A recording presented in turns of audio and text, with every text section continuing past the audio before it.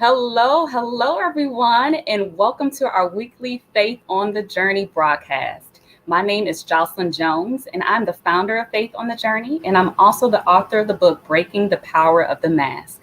And if you are new to this community, we are a ministry that helps you to grow your faith. We're also a ministry that focuses on helping you heal from either painful experiences that you've had in the past or even current events that have you struggling right now. And we also want to be a place that serves as a community for you. And if you've been following along with us for the last several weeks, we have been diving into a very difficult subject that all of us will experience at some point. And that is the subject of grief and loss. And we've had some dynamic people on the show for the last few weeks. And we've also shared a number of resources for you. And I encourage you to visit our website at faithonthejourney.org, where you can find a free grief resource guide available for you. And this grief resource guide provides you with resources not only for grief and loss that might be experienced from a loss of a loved one due to death, but we also grieve different things like a loss of a marriage or a business or some other things that we might be struggling with. And so this guide is here for you. And if you're not in a season where you're grieving right now, I know you know someone who is and can benefit from this tool. So be sure to download that free guide. And today we are actually completing our grief series. And so this subject that we're touching on is very close to my heart because it is something I can relate to. And it's the idea of us grieving a loss of a dream. And when you hear that, you might say, like, what do you mean by that? But if you're anything like me, I've always been someone who had big dreams. When I graduated from college, I had dreams about, when I was going to get married, the type of house I was going to have, this career, and all these different things. And if you live long enough to know, sometimes these dreams that we have for ourselves, they don't necessarily pan out the way we planned. So I might have envisioned being married by a certain point, but I'm still single. Or you might find yourself being a single parent and you're grieving that. Or you might have gotten married, but you're grieving the fact that your marriage is in shambles right now and you and your spouse are sleeping in separate bedrooms or sleeping in separate houses. Or maybe you did get married to your dream spouse, but sadly, when you got married and you wanted to have children, you're finding yourself struggling with that because you have fertility issues and you're grieving that. Or maybe you don't have fertility issues and you have children, but your children are bad. They out of control. And you grieving the fact that you don't have the picture perfect children that you always desire to have. And I think it's important to recognize that we grieve those experiences and they need to be acknowledged and they're valid. But here's the thing that God has showed me. He actually convicted me this morning about this because I shared with you that, I have always been a big dreamer. And God showed me that sometimes I've allowed myself to dream and want those things so bad for myself that I made those things an idol in my life. I desired those things more than I desired God. And I think sometimes we do that. We worship the creation over the creator. And when those things happen, I can only imagine God saying, you know what? I'm not going to bless you wanting that thing so bad that you desire it above me. And so I need to know that if I don't give you that thing that you desire, or if I take that thing away, will you still worship me? Will you still love me? Will you still trust me? And I don't know who I'm speaking to today. I know you're probably like, man, I thought we were talking about grief and loss. But I think that sometimes we experience grief over certain things that we might have had the wrong motives for in the first place. That desire was there, but that desire was not in line with God's will for our lives. But then sometimes our desires were pure. It wasn't coming from a place of a bad motive, but it might have been the fact that God just said, this is not what I have for you. And I heard a pastor say something about that a week or so ago. He said, we have to get to the point in our walk where we believe that God's no is as merciful as his yes. And sometimes God is saying, you know what? I know you really want that. And I know you serve me and you love me and you trust me. But I'm saying no to this because what I have for you is better. But we have to be patient enough. We have to trust God enough to say, I'm not going to force this, even though I want this. And I grieve the fact that God has not given this thing to me yet. God, I trust you. I trust you in this moment. And I'm going to submit these cares onto you. So I don't know who that was for. Maybe it was just for me, and, the lesson that God was teaching me. But hold on to that, because you might need that in the future.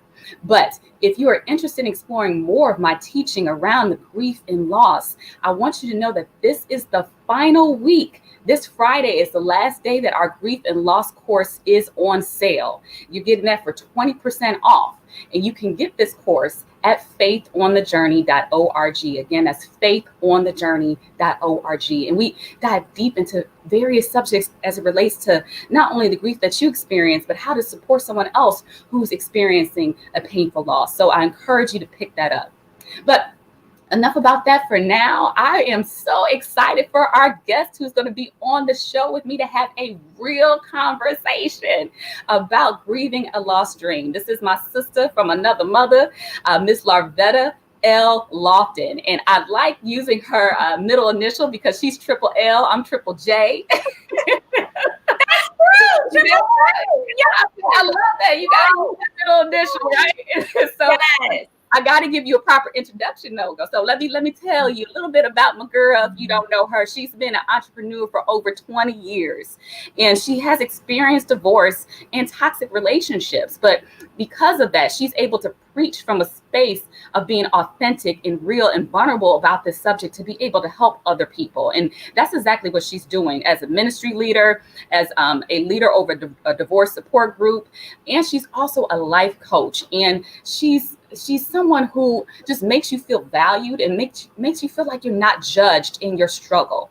And so, Larvetta, I appreciate you, and I'm just so glad to have you here with us on this show.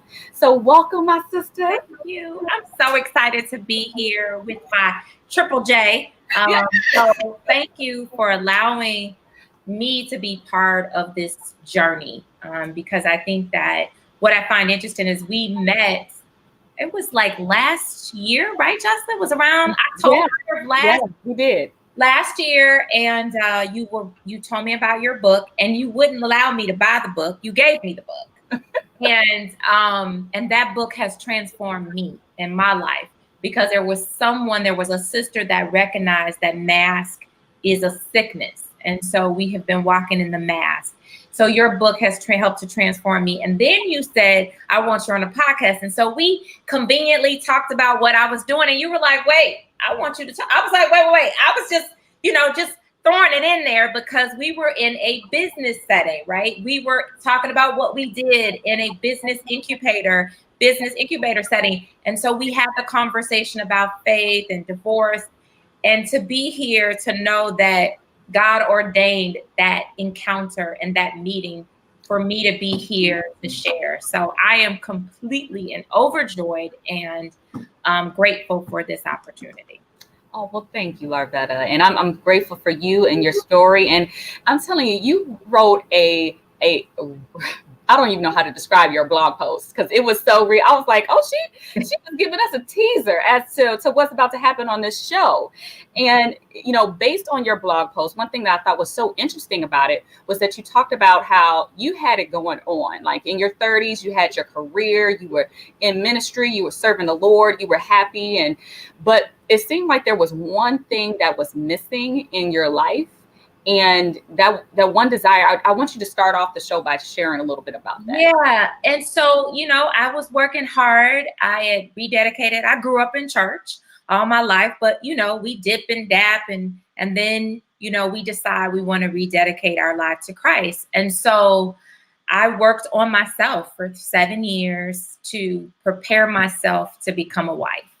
And I knew but let me be clear. I didn't have a dream of becoming, let me say this. I had a dream of becoming a wife, but I didn't have a dream of getting married. Does that make sense? So I couldn't tell you what it was going to look like. I just knew that I was going to have a family. And I knew that my family was going to consist of a husband. I knew that. And so what's crazy, what's part of that blog post that I didn't go into details was prior to me getting married, I was in a relationship prior to that for 4 years. And that relationship did not garner a marriage. And I was broken then. So remember, because I was hurt that I was with someone for 4 years. We didn't get married. I'm feeling like it's 38. I'm doing great. It's time to be married. And then my husband shows up like I'm ready. And so what you don't know is I broke up with him in August, I believe, October. I started dating my ex-husband in October, November. He proposed to me in February. We got married in September. I was divorced in 16 months later. So I wanted to make sure I shaped that, because in your mind, you're like, okay, how did this happen? I prepared 7 years to get here, but look, all of the points of pivot that I had to do. And so it was a point where I knew that for me, Jocelyn, I knew that was something that was missing, was that I knew that I wanted to be married. I knew that I wanted to have children. I knew that that there were seeds inside of me that I wanted to plant to be able to produce. So I knew that. And so guess what? The next person in line says, hey, I want to marry you. And I said, I do. And so when I said I do, my ex-husband proposed to me in a public setting. It was on television. It was the best proposal if anybody would say it was the best proposal. But for me, it was the most frightening proposal of my life. Really? It was frightening because that is not something that I would have wanted. While I work in a business of entertainment and marketing, I don't want to be put out that way. It's just, that's not who something that's sacred, that intimate. I think it was something that should be shared, with a small group of family and friends, with people that you love. That's just what I saw for it. I didn't see it on public display. Well, I think it's beautiful. I'm not talking about anybody who does it, but for me, it's such a sacred moment that I would like to hold on to that. And it was pressure associated with it, I'm sure. Yes. I guess we should say yes. Yes. Well, these people. So it's funny that you say that, because my mom had told him, like, I don't think you should do that. And he went with it. But what I figured out was he made sure I didn't say no, right? That's, put somebody on public display. For the most part, if I had said no, Jocelyn, I would have been the most hated girl in America. Oh, no. See? Yep.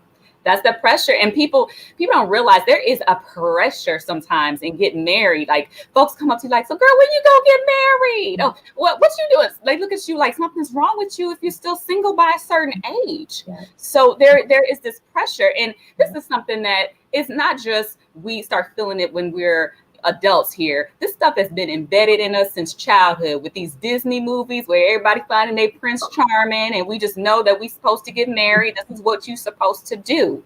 Right.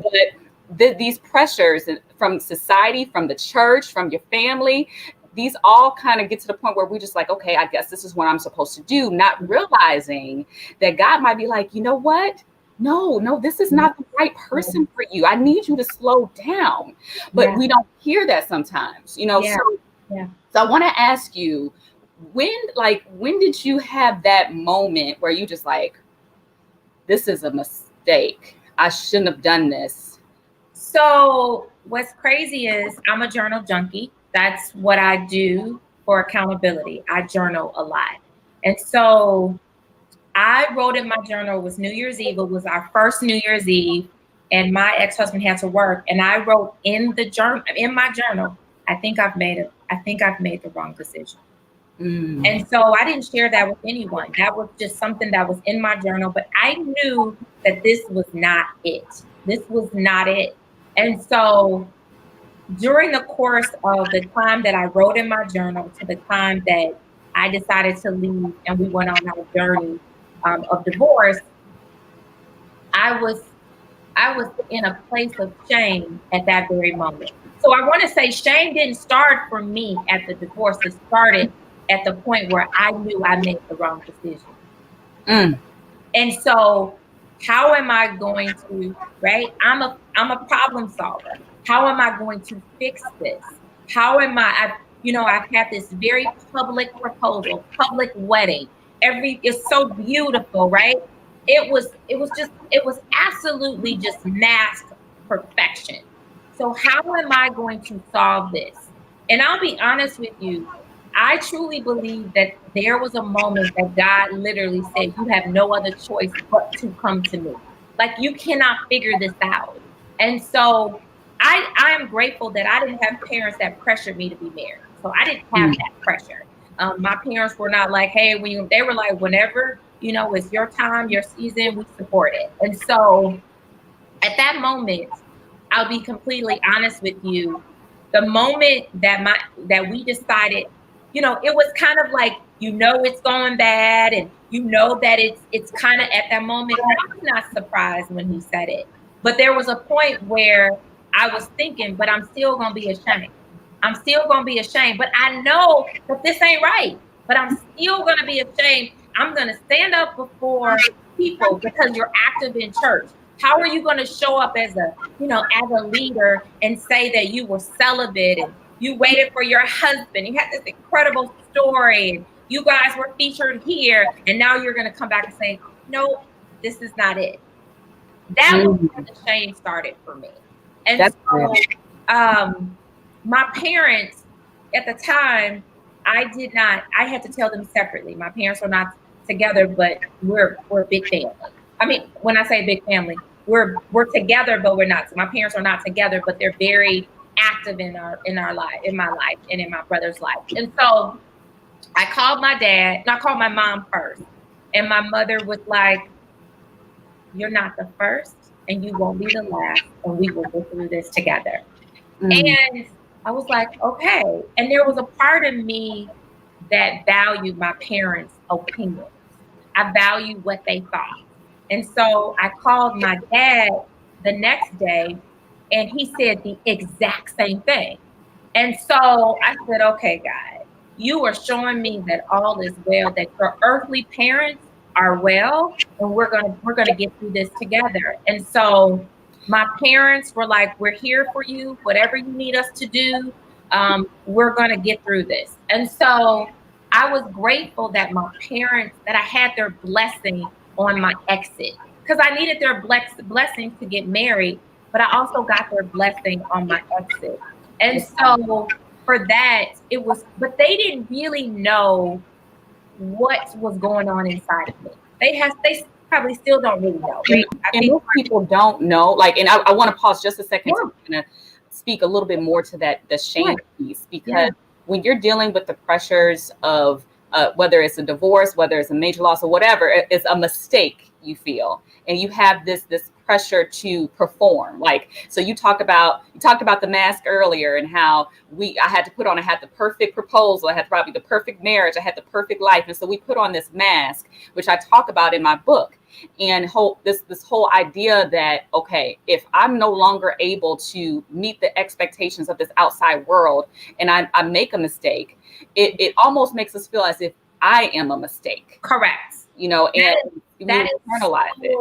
And let me go back. So I'm glad you bring that up, because I was and I say this for fellows that are going through divorce, I was so careful about the choice of words that I spoke over my marriage and I spoke over my husband. I didn't allow anyone to speak against my husband. I made this choice, and this is something that I have to work. There is a fine line that when I hear spouses speak on that, because you had a choice, you didn't have to marry. You had a choice, and you became one. So when I started to speak not so nice things, or because I was sharing what I was experiencing, what happens is you got married. So you left the old of that part of you. So you came together. So when you speak on him, you're speaking against yourself, because marriage is a reflection of you. And that's what people don't understand. And so it was the most sacred, it was the most sacred thing that I had ever experienced, because I saw me. I saw who I really was and who I was showing up to be. And so what I do know is that I was terrified to fight the demons that I knew was going to come up to me and say, but what happened? And what I tell people, and this is the word that I say, and I said this, most people know this. My marriage failed. I didn't fail. Mm. And that's, marriage fails. Businesses fail. That is a part of life. And you have to understand that marriage is a partnership, and partnerships fail. That's what happened. And we put this and we take on this and we say, I failed. Well, I made a choice that in my journal that I had an affirmation that what I would say and what I would tell the world. And let me say this, because I work in PR and marketing, I created my own, press conferences. I had my own press statement. And I shared it with my friends. Like, this is what you're going to say. And we're not going to speak against my ex-husband. We are not going to do that because I made a choice. I said I do. So we cannot do that. And I'll be honest, my friends were like, oh, we want to say, and I was like, no. And I protected my heart. And that's the thing that people don't understand, is that the heart is the most precious and most gentle organ of our life.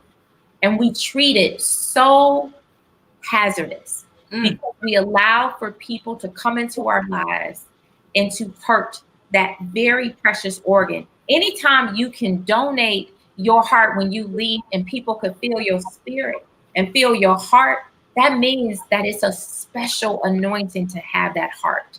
And so I said that I'm going to protect my heart.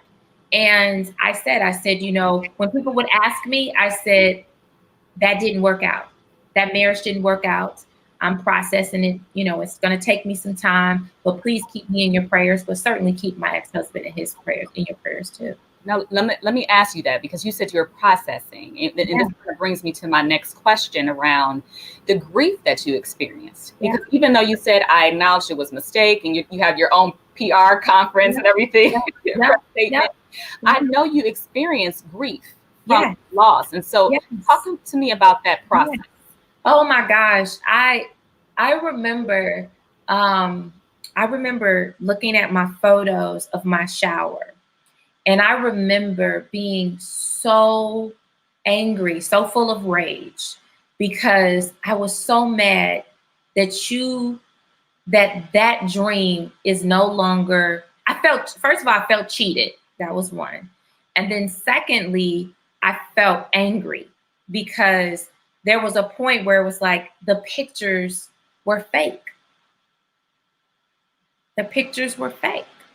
And so that's where I experienced rage, not anger, but rage.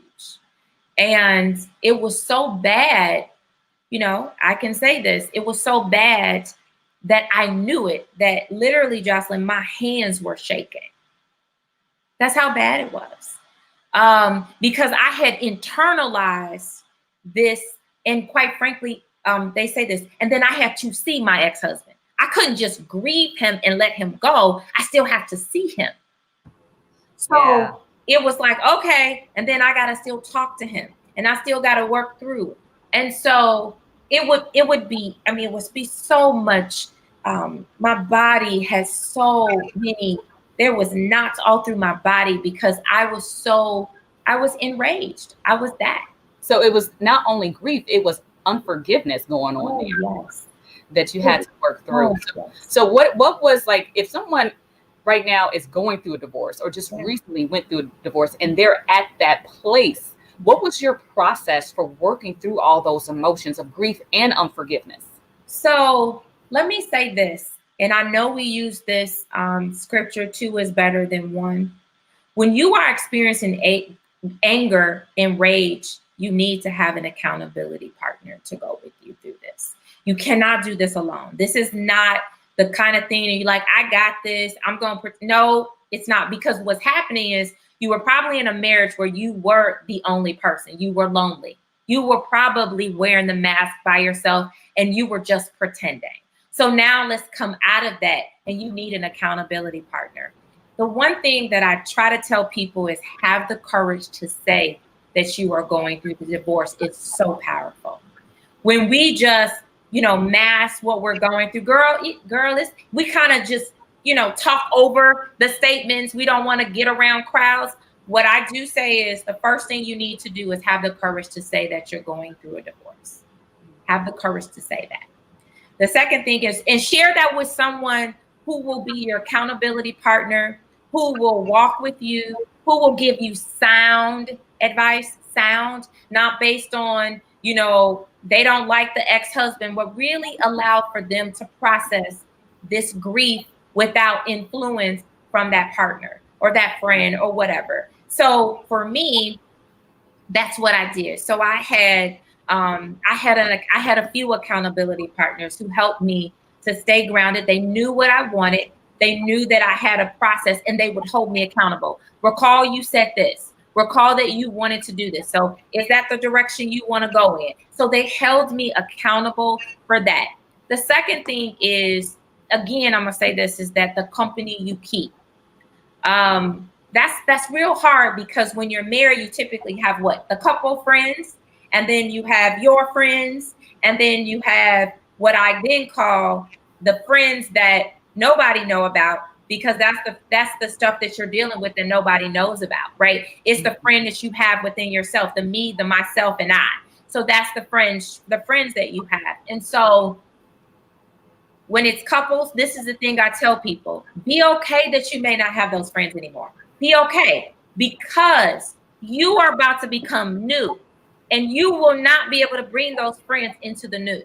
And that status is going to change. And because the status is going to be changed, you got to be okay if they decide they want to be friends with the ex and not be with you. And people put so much value in that friendship. That's, to be honest with you, Jocelyn, that is why we end up staying in relationships much longer than what we have to. It's not because we love them. It's because of the shame of having to tell the friends and the circle of influence. That is the problem. People would leave sooner if they knew that they didn't have to face the friends and the circle of influence and the people that, they pretend when they get together and, oh, we do this and we take trips and all of this. And so they have to face that, and nobody wants to face it. Nobody wants to. Yeah, I mean, it's difficult. It's difficult to say, especially when, as I was talking about earlier before we brought you onto the show, that sometimes we might have gotten into a marriage, we might have gotten ourselves into a situation, and it wasn't God. God didn't necessarily bless that, and so we're kind of like, God saved my marriage, and God's kind of like, I didn't tell you to get into this marriage, So like now we got a situation. So when that happens, right, and we realize, okay, I made a mistake, and there's shame associated with this. It's kind of like, okay, how do I navigate this? Understanding that, yes, we might have made a mistake getting into this marriage, but we make mistakes in so many other areas in our lives, and God still loves us. That's and right. He's going to be a God who condemns us. Yeah. But I guess this takes me to my next question, because you would think that, especially you being a woman of God who was prayerful, who was celibate for many years before marriage, you were trying to do all the right things, just like so many other believers out there before getting into the marriage. And they say, finally, I found the right one. And they have these hopes for that. And then they realize, man, my marriage is falling apart just like that. Yeah. And I'm looking at statistics here, and it is astonishing to see that the divorce rates for people in the church, for Christians, mirror pretty much the national divorce rate. And you would think that would be different. And so I'm curious as to, what are your thoughts around, why is it like that? So let me go back to, I'm going to deal with trauma, right? We know what trauma does. And what happens is, in a lot of a church, we don't deal with trauma. We step over trauma and we move past it. We step over it. And so what happens is, when we step over it, it's still there. So what'll happen is, you're going to keep stepping over it. You're going to keep stepping. And at some point, you're just going to fall in it, right? You're just going to fall in it. And so in church, we don't deal with trauma. We pray out of trauma. Well, just pray about it. Girl, it'll get better. Just pray about it. Girl, just pray. And so we know oh, I'm just highly favored. Oh, God is good. Christianese, as I call it. Yeah. Mm-hmm. And so we can mask that, right? We can step over the trauma. And so we look to, I'm going to say we look to these, pastors, who are not, that's not their gift to be able to counsel and provide therapy and deal with trauma. They are there to give you spiritual wisdom, and that's important. But what happens is, you're dealing with two people that left a home that was dysfunctional, and now they're coming together because guess what? They love the Lord. And when you go to church, it's you date, right? Don't have sex. We never talk about kindness. We never talk about the fruits of the spirit. And so when we get aligned to our, future husband, we don't talk about, does this person have kindness? Is this person gentle? Is this person patient? We don't look at that. We're looking at, do they go to church?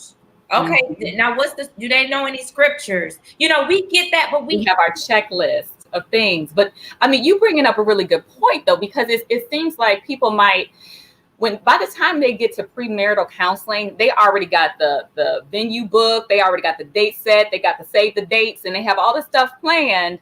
And they're at a point where they're like, oh, we in too deep right now. Like, everybody knows we're getting married. I don't want to call off this wedding. And so we get focused on the actual wedding piece of it, but don't really think about the marriage, the covenant of marriage. And that's something that I think is so important to speak to, because when someone says their wedding vows and they say for better or worse, or until death to us part, we're not saying that, like, we're not really thinking about what we're saying half the time. Correct. We're really saying for better or until things get hard, and then I'm out. Correct.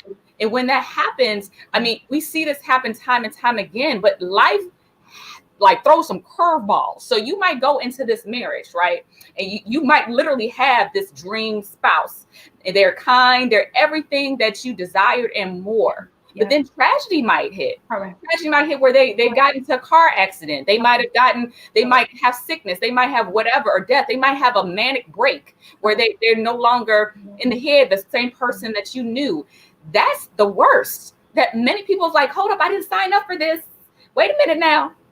And that's the thing. I believe that people need to really, I mean, obviously you're not prepared fully for marriage, but I believe that people might go in with the dream. We're talking about grieving the lost dream. We dreaming the perfect marriage. We know all 10, 15 bridesmaids we're going to have in our wedding. We know how it's going to look. And we really don't take the time to say, okay, wait a minute. Like, this is a person who I need to, like, I'm going to stay with until the end. Correct. And what we don't see is that, the way that God is a friend, and we have to look at, as our friend, he wants what's best for us, because he says, we know what it says, for I have plans for you to prosper. And what we don't understand is that he wants us to prosper and be successful. And we don't understand that he allows us to have free will so that we can be able to prosper. He wants that for us. And I don't think that he wants us to prosper. But what we do, and this is where flesh gets the best of us, the flesh steps in, right? He drives the nice car. He has the good job. Together, we going to have the house. We going to have the 2 point, we're going to have this American dream. And so we have left out, I've always said, for me, dating is about dating someone who's willing to wipe my butt when I can't. And I know that sounds, but that is really a form of love. That's agape love, right? That's love without any conditions, meaning that something happens to you, I'm still going to be there so that you can get help. And we also don't understand the term helpmate, because that thing isn't just it ain't for the woman, it's for the woman and the man. It is, you both are to be a helpmate to each other. And we don't look at those things. And so when we go to premarital counseling, nothing against it, because I certainly went through it. But for us, it was like, okay, do the class, go. Check, off the list. Check, we got the class. And then that's it. And so when I challenged my ex-husband to say, but what about classes? And he was like, literally like, oh, whatever, because at this point I got you. And so I don't have to do the work. And that's the mistake we make, Jocelyn. Marriage is about investments, because it is a partnership. Say that. When you cross over to say, I do, you cross over and you say, I do, and I will invest. I will invest. And I mean, it is to be part of your DNA, because what we do is we step up like, okay, I got her. I don't have to do anything. And that's where we make that mistake. And so one of the things that I learned, for me was that I was trying to present myself one way, and I was fighting with who I really was. Mm-hmm. So it was hard for me because it was this truth, but then it was like, but I have to go to church and I have to praise the Lord and I got to trust God for my husband. And so that was hard because the church doesn't allow for you to grieve a marriage. Oh, you better say that. Oh, and so after your divorce, did you feel like you were met with more like judgment? Like Absolutely. And let me tell you something. God is so amazing because at the time, I think I stepped down from one of my ministries or what have you, and it was perfect because it allowed for me to hide. Because I needed to hide. And I want people to know that hiding, as long as you got a partner, you got an accountability partner, because you don't want to hide by yourself. You want to hide. So sometimes I tell people, you can go to a different church. It's okay to be, because what God is doing is ministering to you. Right. Not ministering to the old you, ministering to the new you. And when I talk about that blog post, when I went into that counseling session and she asked me, I was like, she was like, honey, we're going to work on you. And why did you get married? And we're going to let God work on that marriage. And for that very moment, I just wept. I cried because no one had really I hadn't really sat back and really said, look at you. What's the truth about you? You were now concerned about, him and the marriage and what we going to say to people. It's so much so that I remember when my ex-husband said, so are you going to talk to this person or should I talk to this person? Like we were talking about who we were going to talk to. Well, are you going to tell them? What are you going to tell? Because I'm going to. It was like a scene out of a reality television show, literally. Like we were sitting, and I was like, well, it's so much so that I was, and I'm not ever a loss of words. I was just like, I don't know. Well, I know a lot of people feel that way because it does, again, seem like it's a performance because it's not about what's the havoc that's taking place inside your marriage. It's about how are we going to appear to the outside world. And I know we're talking to some people because things are going on in the chat right now. And if you have a question for Larvetta that you want to share, I encourage you to put that out there in the chat, and we'll see if we have enough time to bring it on there. Because Larvetta, I know that there's people right now who can relate to your story. And I just want you right now, if you can, to speak to that person right now who is really struggling with a divorce, with the shame that's associated with the grief. Tell them what are some things that you can offer them as steps towards that healing process. So first of all is what you have to understand, that while you are experiencing that divorce or even that toxic relationship, because we don't recognize that the things show up the same way on the toxic relationship as they do in divorce, is you are not the failure. The marriage, the relationship failed. And we have to be clear about that and not allow you have to control your surroundings and your spirit. You have to. It's so important. The other thing that you have to understand is you got to get yourself in some level of a support group, because for me, that was what helped me. Just because what God will allow for you to do is see your life. So for me, when I went to my divorce care support group, God allowed me to see a woman's marriage if I had stayed. So God allowed me to say that this is what your life would have been. So because her experience was very similar to my experience, identical. The only difference is she was married for 16 years. I was married for 16 months. And so we were aligned in that. And so there was grief for me as she was. And the thing about divorce that we grieve together. So anyone that's experiencing divorce, I feel what you feel. There is no way anybody can ever take that away from us. We have a connection. that no one will understand. And that's a beautiful thing. So don't take it as anything else. It's the same way as mothers, right? Mothers have a connection because they're mothers, right? So when they have the same pain, right? They delivered that baby. And so the same way with divorce, I hear you, I see you, and I feel you.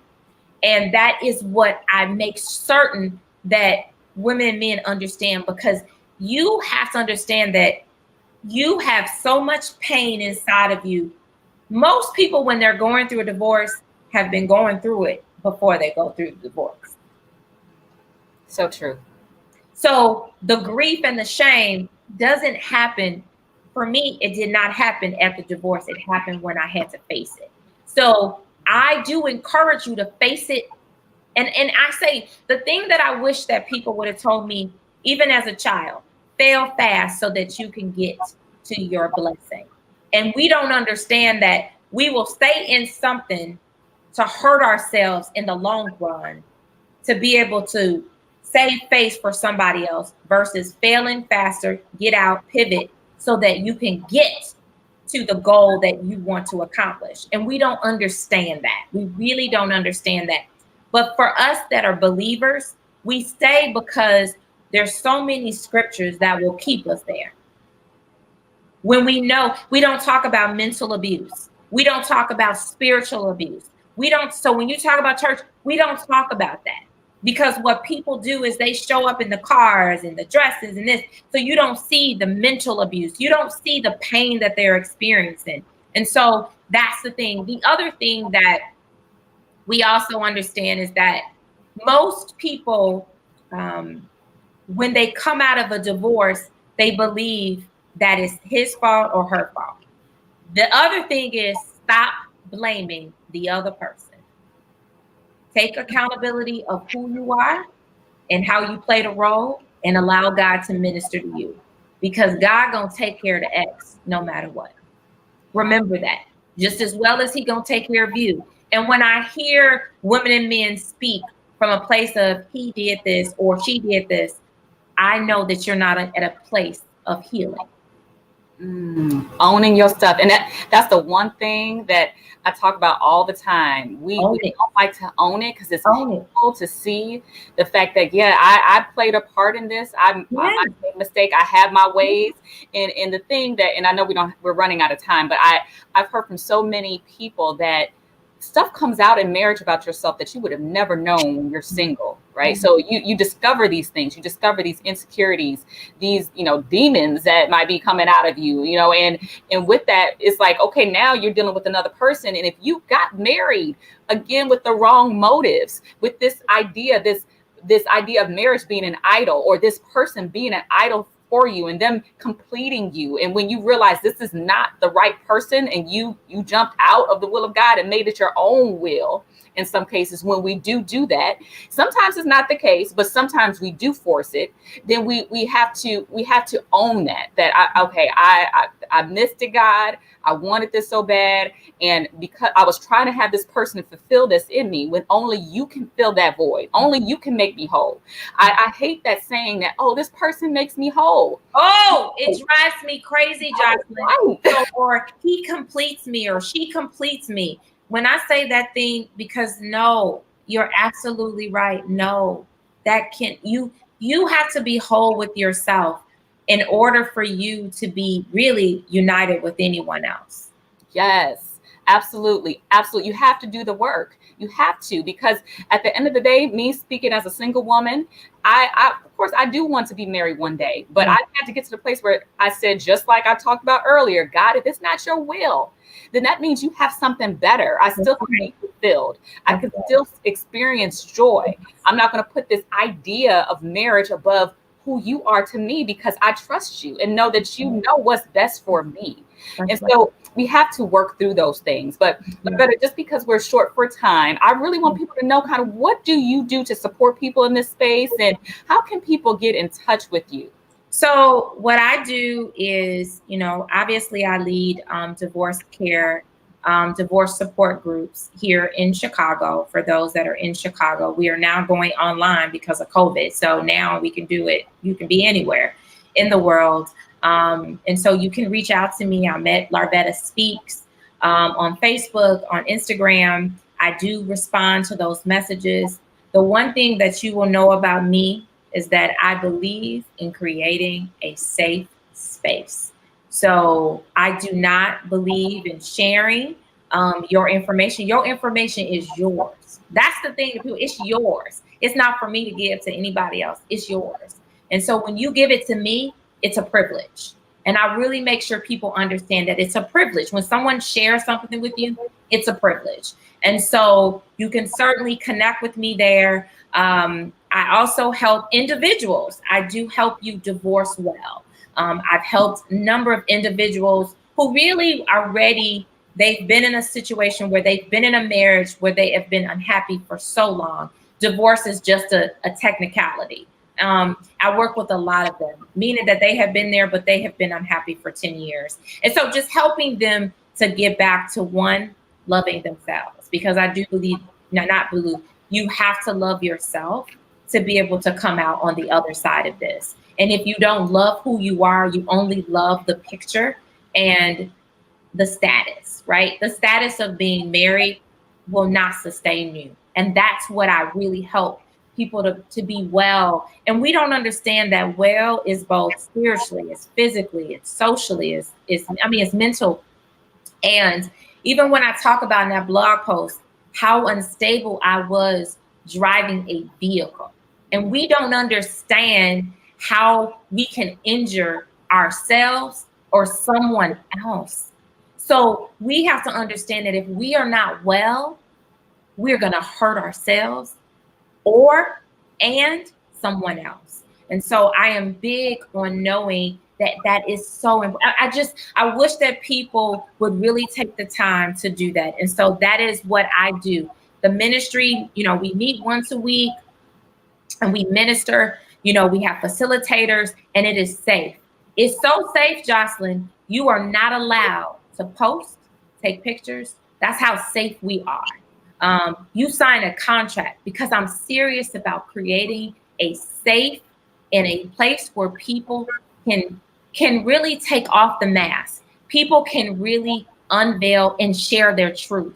And that's the space, because for me, I wasn't in a safe space. I wasn't able to share. And so because of that, I make sure, and we make sure that the people that are facilitating understand that you cannot share this, and we hold you accountable, because it's about accountability.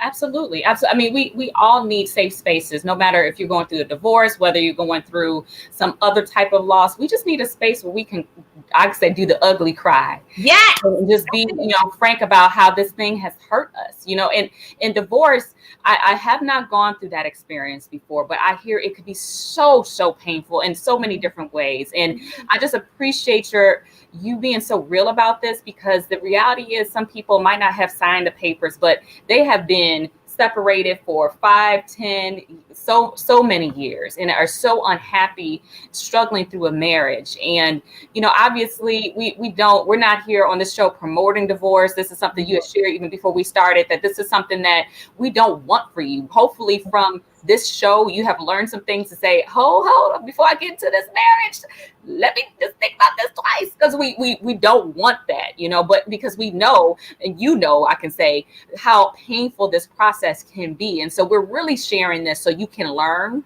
from this experience. But we also want you to know that if you found yourself in a marriage that wasn't right, or the person who you married, you thought you knew, and you found out you really didn't know them, and things don't work out for whatever reason. Mm-hmm. We also want you to know that God is not a God who condemns. Right. And that he loves you. And even if you say, I made this mistake, God still loves you. He's still going to use you. It's not like you over here got, one-way ticket to hell, like some, religions and doctrine teaches you. No, you are still a part of the family. And, it's one of those things where now you just have to go through that process of allowing God to work on your heart, so that you're not carrying this weight, this pain, this bitterness, this anger with you into any of your relationships, whether romantic or personal. Because one thing I can say, the byproduct of someone being hurt is bitterness. And this is something that we don't want for you. We want you to experience joy. We want you to experience healing. We want you to know that there's hope for the future and there is no condemnation in Christ Jesus. And so, Larvetta, I appreciate you, sister. Thank you so much for just sharing your story. Yes. I know you. I want to add, Jocelyn, that research, I've done a lot of research, and the research shows that the very reason why you get married is the same reason why you divorce. And when people dig deeper into who they really are, they discover that they divorced because they were masked in that it was convenience, it was church, and they leave a marriage because of those things. I have probably, oh my gosh, I've interviewed probably like 20 people in this space. And when we get to the core of it, there is direct alignment to why they got married, to why they got divorced. Wow, that's powerful. And I mean, and that's something we really do have to get to the point where we remove this mask, Larvetta. So many of us, we've been raised to wear this mask as if everything is okay. And so we're chipping away at this throughout the next couple weeks, several weeks actually. And I feel like this show was a good segue into our next topic that we'll be starting to talk about as of next week, which is shame. We're going to be diving into shame and condemnation and these experiences that we have. Is not just divorce, but it's so many other things that can cause us to feel shame, whether it's sexual abuse and trauma, whether it's a failed business, whether it's, whatever the case may be. It's some things that the devil likes to tell you about yourself that's not based on truth. And so we're going to start diving into the subject of shame starting next week. And we do this broadcast every week on Wednesdays at 6:00 Central Time, just to encourage you on your journey and let you know if you're dealing with these real issues, because these issues are real, that you're not going through this by yourself. There's other people just like you who are struggling with that same thing. But it's important for us to start talking about these difficult subjects. So thank you again, Larvetta. Again, I hope you all check her out and follow her on Instagram and Facebook. And I also encourage you all to check out our ministry website, which is faithonthejourney.org. And I just want to remind you that this is the last week. You have 2 days this Friday to get that course for 20% off. We have a grief and loss course for 20% off. It's going to be only $37 through this Friday. So I want to encourage you to get that because it has resources in there to just help you to navigate this difficult subject, whether it's not just loss of divorce, but a loss of a loved one, a loss of a business. Grief is something that we all experience. And if this is something that you're not going through right now, then I know you know someone who is going through it and who needs this blessing. And so I encourage you to check out the ministry website, check out the course, check out some of the other free tools that are available for you, and definitely make sure that you are back again this time, same place at 6 p.m. next week, so we can continue this conversation, this real conversation of faith on our journeys. And so thank you again for tuning in. I love you all. And Sister Larvetta, thank you again for just blessing us. Mm-hmm. And we look forward to seeing you again next week on Faith on the Journey. Be blessed, everybody. Bye-bye. Thank you.